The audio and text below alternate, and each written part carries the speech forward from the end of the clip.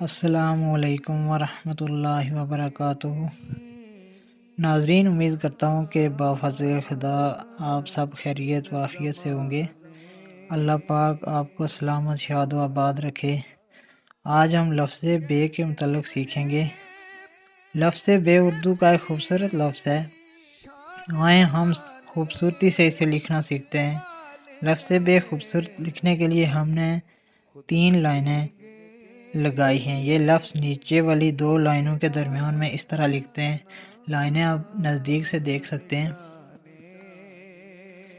Line number 1، line number 2 اور line number 3۔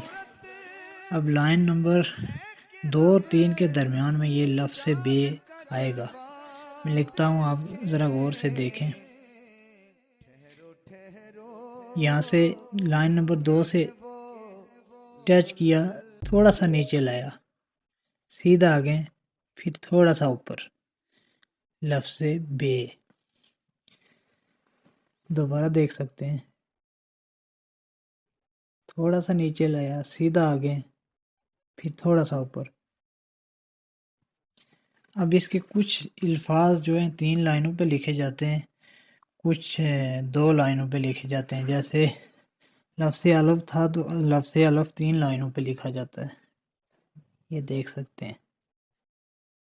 لفظ الف 3 لائنوں پہ لکھا جاتا ہے۔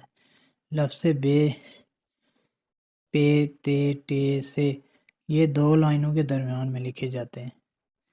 تو یہ ذرا ملاحظہ کر لیں آپ غور سے، نزدیک سے دیکھ سکتے ہیں آپ۔ لائن نمبر 1، لائن نمبر 2 اور لائن نمبر 3۔